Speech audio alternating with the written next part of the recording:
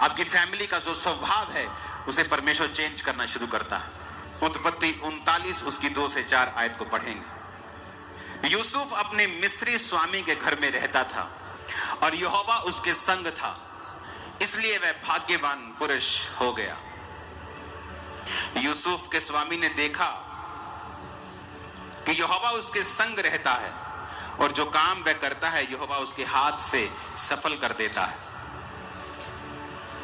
उसके अनुग्रह की दृष्टि उस पर हुई और वह सेवा टहल करने के लिए नियुक्त किया गया और उसके घर का अधिकारी बनके उसने सब कुछ अपने उसके हाथ में सौंप दिया।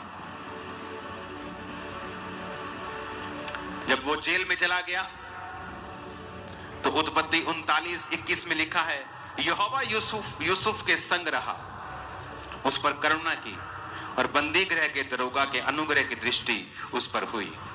इसलिए बंदी गृह के दरोगा ने सब बंदियों को जो कारागार में यूसुफ के हाथ में सौंप दिया और जो जो काम वो वहां करते थे यूसुफ की आज्ञा से होता था।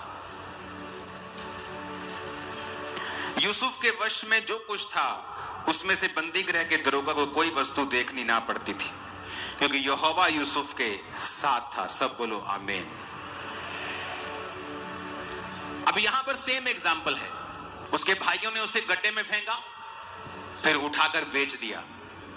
पर बात यह नहीं आपकी लाइफ में मुसीबत कितनी बड़ी, बात यह है कि आप परमेश्वर आपके संग है कि नहीं। प्रभु उसके संग था। जिस घर में वो नौकर के रूप में गया उस घर का अधिकारी बनने में उसे सालों नहीं महीनों लगे सिर्फ। क्यों? यहोवा उसके संग था। इसका मतलब क्या है कि वो वचन के संग चल रहा है। अगर आप व्यभिचार में हैं इसका मतलब यहोवा आपके संग नहीं है, क्योंकि आपने वचन को तोड़ा है। अगर आप चोरी करते हैं इसका मतलब आप परमेश्वर के संग नहीं हैं।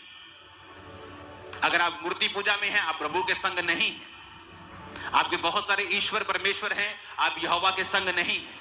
यहोवा आपके संग तब तक है जब तक आप परमेश्वर के वचन को जानते और मानते हैं। तो क्या लिखा?